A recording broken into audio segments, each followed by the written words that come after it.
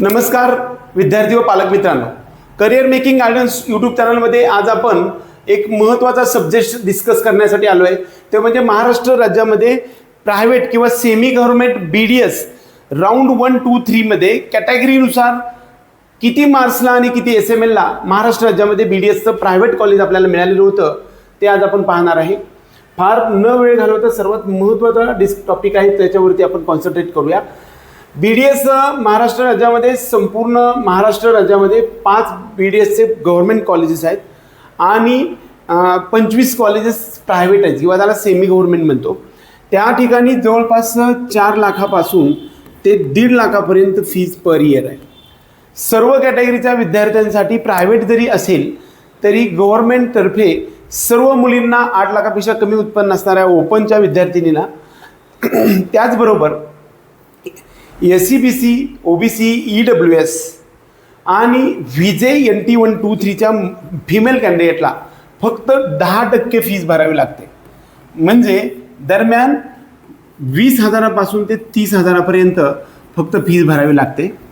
आणि VJ DT 1, 2, 3, VJ DT आणि NT 1, 2, 3 त्याचबरोबर SBC या विद्यार्थ्यांच्या म्हणजे संपूर्ण विद्यार्थ्यांच्या मुलींसाठी फिमेल कॅन्डिडेटसाठी आपल्याला या ठिकाणी सुद्धा 20,000 ते 30,000 रुपये पर इयर फीज भरावी लागते. ज्या विद्यार्थी ओपनमधील पण फिमेल असेल तरीसुद्धा तुम्हाला 10% फीज फक्त भरावी लागते. ओपन कॅन्डिडेटच्या 8 लाखापेक्षा उत्पन्न जास्त असणाऱ्या मुलांना किंवा मुलींना संपूर्ण फीज भरावी लागते. आणि SCBC EWSच्या 8 लाखापेक्षा कमी उत्पन्न असल्यामुळेच त्यांना EWS मिळालेलं असतं. SCBC EWS त्याचबरोबर तुम्हाला OBC विद्यार्थ्यांच्या त्याचबरोबर ह्या विद्यार्थ्यांच्या मुलांसाठी 50% फीज भरावी लागते. म्हणजे 4 ते 1.5 लाखाच्या निम्मी फीज आपल्याला भरावी लागणार आहे. SC आणि STसाठी कसल्याही प्रकारची फीज नसते, 0 फीज असते. 0 म्हणजे फीज नसते, अगदी हॉस्टेल आणि मेस भरावं लागतं. आता आपण वेळ न घालवता मुद्द्यावरती वेळ. जनरल कॅन्डिडेटसाठी ओपनसाठी 326ला पहिल्या राऊंडमध्ये 295 आणि 286ला आपल्याला लास्ट ॲडमिटेड कॅन्डिडेट राहिलेला आहे आपल्याला राऊंड 3मध्ये. परंतु 250-55पर्यंत सुद्धा आपल्याला ओपनमधून किंवा सर्व कॅटेगरीमधील विद्यार्थ्यांसाठी राऊंड 3च्या म्हणजे स्टे वेकेन्सी राऊंडचे 1, 2, 3, 4 असे वेगवेगळे विभाग करण्यात आलेले होते. त्यामुळं BDSचं कट ऑफ आहे ते ह्याच्यापेक्षा 30 मार्काने सुद्धा खाली आहे, याबद्दल विचार करायला हरकत नाही. SCBC 299, 267 आणि 264 गेल्या वर्षीचा कट ऑफ आहे. OBCसाठी 323 पहिल्या राऊंडला, 293 आणि 283 तिसऱ्या राऊंडला. VJ DTसाठी 322 मार्क, 292 आणि 282 स्कोअरला असणाऱ्या विद्यार्थ्यांना हे कॉलेज मिळालं. त्यानंतर NTBसाठी पहिल्या राऊंडमध्ये 321, 292 आणि 285, 33,280. VJ NT 2साठी किंवा NTCसाठी 327, 297 आणि 294 एवढा कट ऑफ राहिलेला आहे. त्याचबरोबर SC कॅन्डिडेटसाठी या ठिकाणी 323 पासून ते 285पर्यंत आणि ST कॅटेगरीला 247, 221 आणि 213 हा कट ऑफ राहिलेला आहे प्रायव्हेट किंवा सेमी गव्हर्नमेंट BDSसाठी या ठिकाणचा आहे. आता बऱ्याच वेळा आपला असा अभ्यास केल्यानंतर लक्षात येऊ शकतं की एकंदरीत हा जो कट ऑफ आहे तो फिमेल कॅन्डिडेटमध्ये हा अशा टाईपमध्ये राहिला आहे कॅटेगरीनुसार. वुमन कॅन्डिडेटसाठी तो लास्ट ॲडमिटेड कॅन्डिडेट जो आहे तो वुमनसाठीचा ओपन EWS त्याचबरोबर SCBC EWS या ठिकाणी नसतंच आहे. VJ NT 1, 2, 3 SC आणि ST हा कट ऑफ तुम्हाला पाहायला मिळतो. हे तुम्ही लिहून घेऊ शकता. आता आपण हे सगळ्यांचं स्टडी केल्यानंतर आपल्या निदर्शनास असं येतं की प्रायव्हेट कॉलेजमध्ये टॉपच्या कॉलेजमध्ये जो काही कट ऑफ आहे तो कॅटेगरीनुसार डिफरंट झालेला आहे. परंतु लास्ट ॲडमिटेड कॅन्डिडेटमध्ये फारसा फरक दिसत नाही.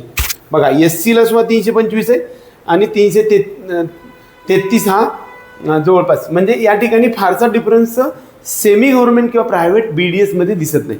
सर्वांना कॅटेगरीचा ह्याच राहतं. आता इकडे समजा लास्ट राऊंडमध्ये पण बघून घ्या इकडे आता एस टीचा टॉपिक सोडून घ्या, 288 पासून ते 293 पर्यंत, म्हणजे 4-5 मार्कातच सगळा कट ऑफ गुंडाळलेला आहे. कारण का, जसं जसं लास्ट कॉलेजेस येतात त्यावेळेस असं होत BMS बाबतीत ते तसंच होतं आणि BDS बाबतीतच्या प्रायव्हेट कॉलेजमध्ये सुद्धा बऱ्यापैकी लास्ट ॲडमिटेड कॅन्डिडेट मात्र सेमच मार्क्सचा राहतो, असं लक्षात घ्या. आता दुसरा महत्त्वाचा मुद्दा, हे सर्व पाहिल्यानंतर आपल्या निदर्शनास असं येऊ शकतं किंवा आपल्याला यावर्षी किती सेफ मार्क्स असू शकतात. तर यावेळेस मात्र BDSमध्ये प्रायव्हेट कॉलेजमध्ये घ्यायचं असेल तर 250पेक्षा जास्त मार्क्स असणाऱ्या सर्व विद्यार्थ्यांना कुठे ना कुठे BDS महाराष्ट्र राज्यामध्ये मिळू शकणार आहे. त्यामुळं तुम्ही कसल्याही प्रकारचा न करता विचार करता काउन्सिलिंगच्या प्रोसेसमध्ये तुम्ही भाग घ्यायला पाहिजे, असं माझं म्हणणं आहे. एकंदरीत बऱ्याच वेळा लास्ट ॲडमिटेड कॅन्डिडेटचा आपण फोटो काढून घेतला असेल, हा तुम्ही घेऊ शकता. बघा, हा स्क्रीनशॉट घ्या तुम्हाला हे घ्यायचं असेल तर. हा वुमनसाठी थोडासा डिफरन्स असू शकतो, हा पण तुम्ही वुमनचा घेऊ शकता. त्याचबरोबर आपल्या पेड काउन्सिलिंग प्रोग्राममध्ये सर्व प्रकारच्या सुविधा उपलब्ध आहेत. ह्याचा पण फोटो घ्या की जेणेकरून सर्व प्रकारच्या आपण सुविधा देतो. आपल्या या नंबरवरती 94-21-066-225 आणि 95-11-79-13-10 वरती पेड काउन्सिलिंग असं लिहून पाठवा, जेणेकरून 100% आपल्याला तुम्हाला आमची टीम संपर्क करू शकते. एकंदरीत आपल्या सर्व विद्यार्थी आणि पालकांना आपल्या करिअर मेकिंग गायडन्सच्या या चॅनलमधून अपडेट्स लेटेस्ट देण्याचा आपण प्रयत्न करतोय. हा चॅनल आजपर्यंत सबस्क्राईब केला नसेल तर तुम्ही सबस्क्राईब करा, बेल आयकॉन दाबा आणि BDSसाठी 200पेक्षा जास्त मार्क्स असणाऱ्या विद्यार्थ्याला स्पॉट राऊंडमध्ये आमच्याकडे तर्फे विद्यार्थ्यांना अगदी जस्ट म्हणजे 10% 20% म्हणजे 5-25 हजाराच्या फीजमध्ये BDS गेल्या वर्षी मिळालेलं होतं. त्यामुळे 200पेक्षा जास्त मार्क्स असणारे विद्यार्थी सर्व आपल्या काउन्सिलिंगच्या ग्रुपमध्ये ॲड होऊ शकतात. आता BDS तर डीम्ड कॉलेजमध्ये ज्यांना ॲडमिशन घ्यायचं की टॉपचे कॉलेजेस आहेत, म्हणजेच एका एक्झाम्पल देऊन त्याला की DY पाटील पुणे मुंबई, भारती विद्यापीठ पुणे मुंबई आणि सांगली, दत्ता मेघे नागपूर वर्धा, किंबहुना त्याचबरोबर हे जे MGM कॉलेजचं आहे ते डीममध्ये नाही आहे, MGMचं ह्याच्यामध्ये. आणखी DY पाटीलचं पण एक कॉलेज लोहगावचं आहे, ते सुद्धा MHSमध्ये आहे.